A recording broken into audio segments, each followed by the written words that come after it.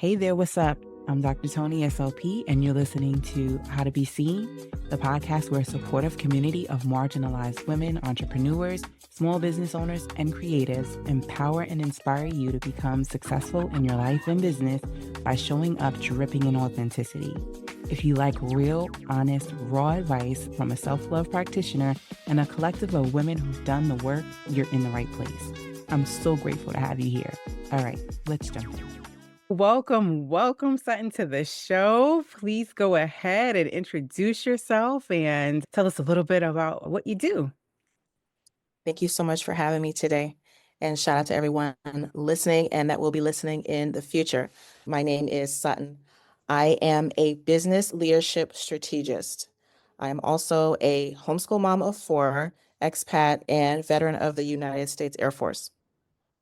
And what I do is I help entrepreneurs, leaders step into that leadership fully so that they can scale their businesses without the overwhelm, without the hustle, and stop copying everybody else.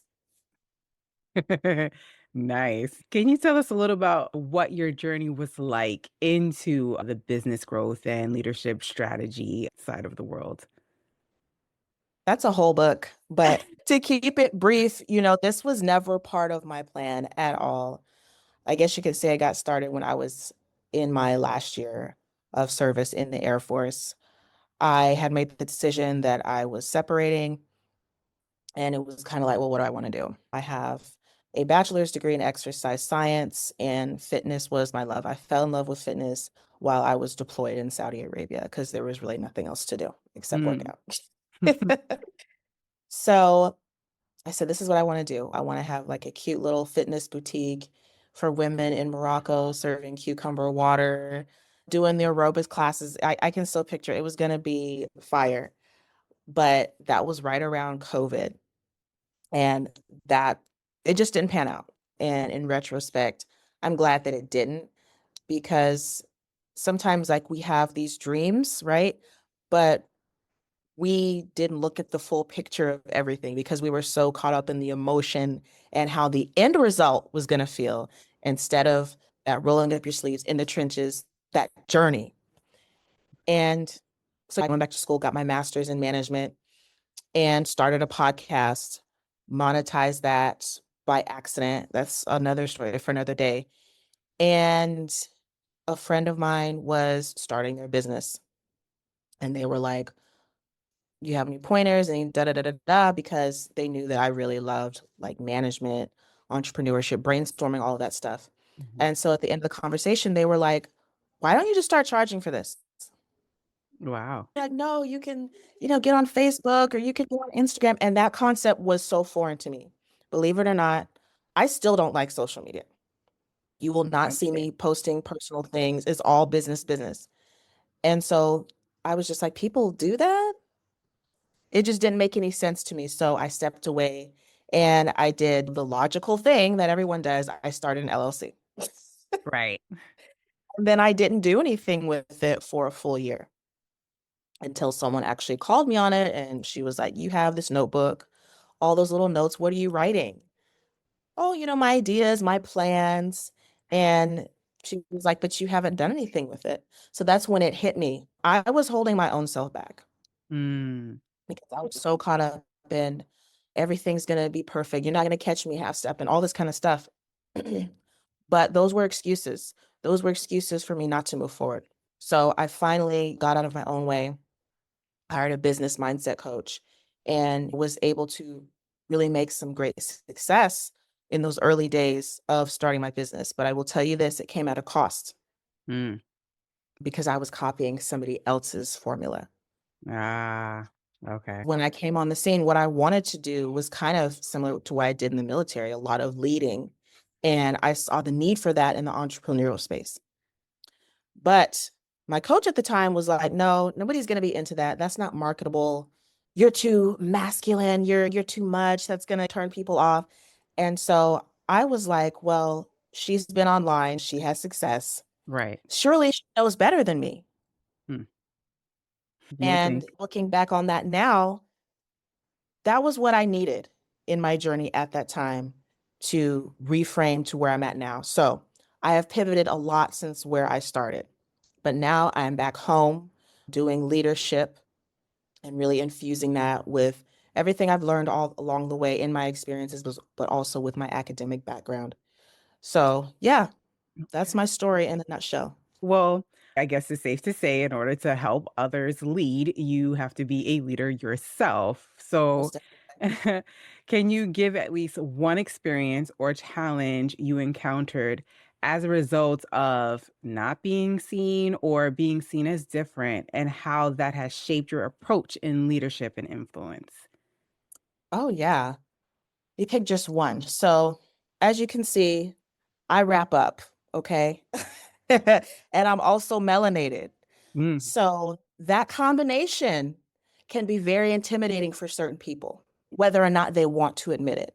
And so, I've had situations where people have admitted, like, oh, I was afraid to get on a call with you wow. because I had these ideas about who you were and what you were about. But now I realize that's completely different. Hey there, ladies. Life can be a lot. The deadlines, the demands, the constant hustle. Sometimes it feels like you're running on empty. But what if I told you there's a space just for you? A space to sip, mingle, and recharge. Introducing the Happy Hour Social Series by Busi Social. Every Thursday evening, you'll join an amazing group of women for a 6-week virtual experience unlike anything you've ever tried before. This isn't just another workshop. This is a safe space expertly curated for women like you. So head on over to BeSeenNetwork.com to sign up today because your happiness and your health matter. Okay, now back to the show. Another one for you that ties into this. This happened just like last week.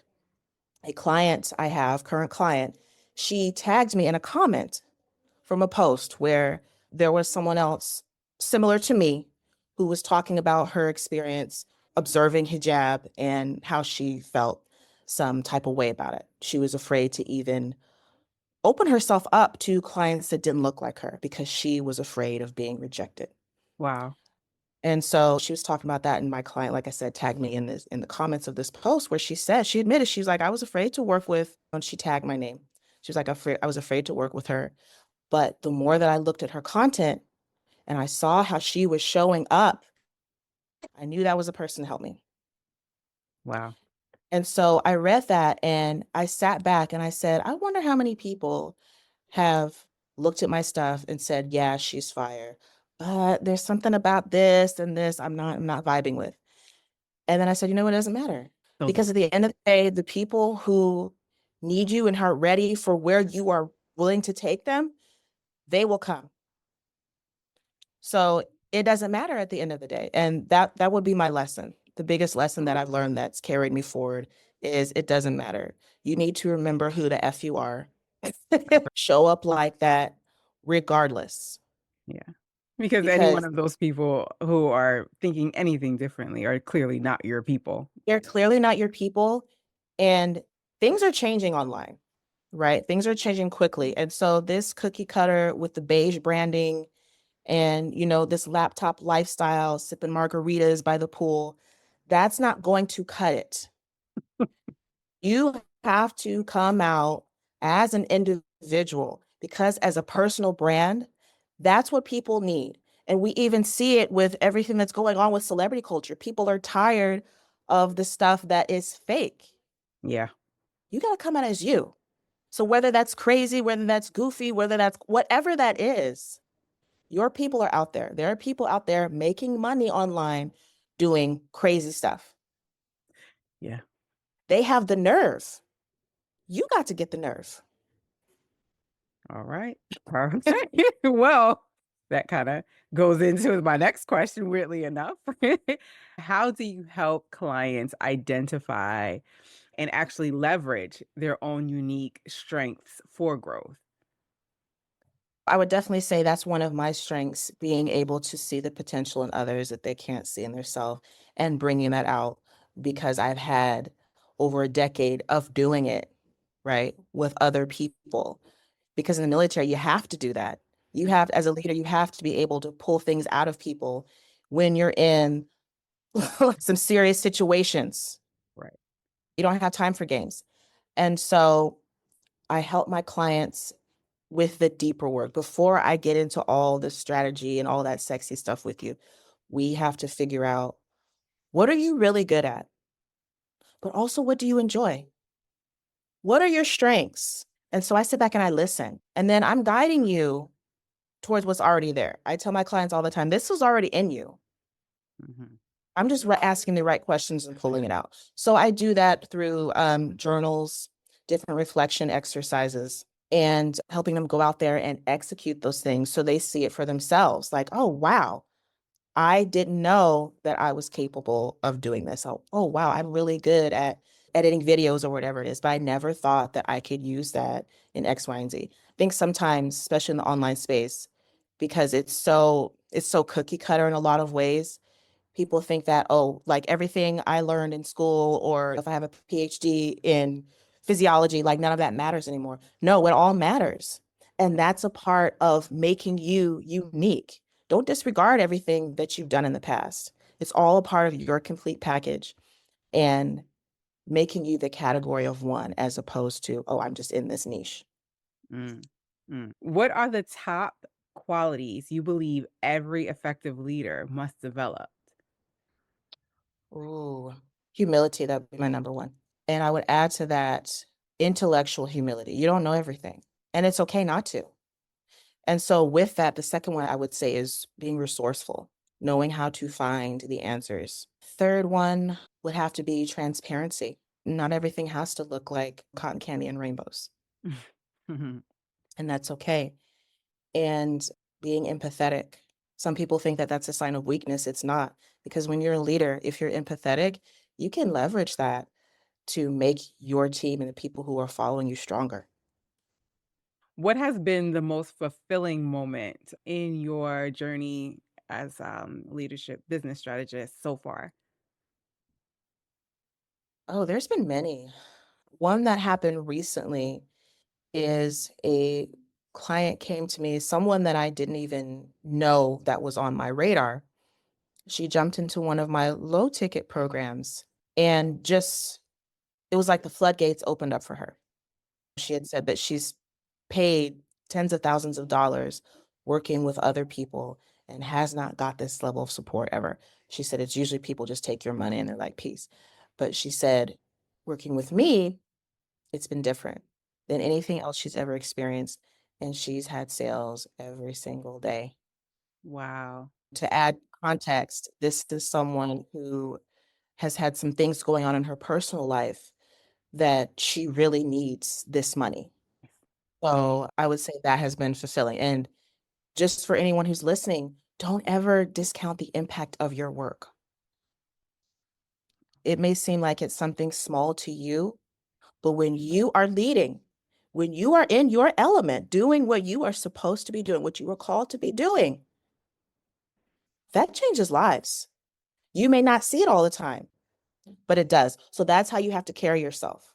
Mm, And that's why you can't be out here nickel and diming yourself on what you do and haggling. yeah. You hold what you do very dearly, and you hold the price to go along with it, because it's worth every penny. But you have to believe it first before anyone else will. All right. I feel like you're jumping ahead because that's my next question was if Preaching today, okay? yes, yes. If you could give one piece of advice to aspiring leaders, what would it be? I mean, that one you just gave was a pretty good gem, but There's so many. I yeah. have to say, give one piece of advice: get out of your own way. That is the number one thing from my experience that holds entrepreneurs back, Mm, is being in your own way. And what I mean by that is in your own head, worried about what everyone else is thinking. Nobody's thinking about you. That's the reality of it. true. It's not that deep, right? Yeah. And telling yourself these stories about why now is not the time. Oh, you need to just go get this one more certificate. Something's missing. You need to jump on that freebie. You need to get this DI. You need to do all these things. And you don't. You are enough Mm, right now as you are, but you won't be enough until you believe it. And 100%. so if you found yourself like, oh, I'm not a leader, well, I don't, not everybody's cut out to lead. But I will tell you this: If you are in the service space, you are by default a leader, honey, whether you like it or not. So get out of your own way and step into that. And if you need some help, call me. Definitely, definitely. All right. Well, how do you stay motivated and continue to grow in your own leadership journey? How do I stay motivated? Staying connected with my why I'm even doing this. And this is something huge that I have had to learn along the way that held me back for far too long. That is focusing on the results. Mhm. Now I'm focusing on the journey because the results will come. So, with all that you actually do in your business, and then, of course, homeschooling all of your wonderful children, so your family business, all this going on, what exactly does self love and care look like for you? Prayer, first and foremost, that is at the forefront of my life, having a relationship with the creator of the heavens and the earth. None of this would be possible. None of this is mine or ours at the end of the day. That's right. So recognizing that first, that's why I said humility, recognizing that first. And then I'll be honest, I love a good face mask. Okay, Yes. probably too much. So on a superficial level, the face mask, the scrubs, Yes. but on a deeper level, also taking a step back. Coming from that military background where I was programmed, you were on 24/7, 365. Hmm. And then now some of that I still take with me, but I've had to redirect it in different ways. So now I understand that I don't have to do more. Sometimes just sitting back is enough, especially when you have a business and it's just you.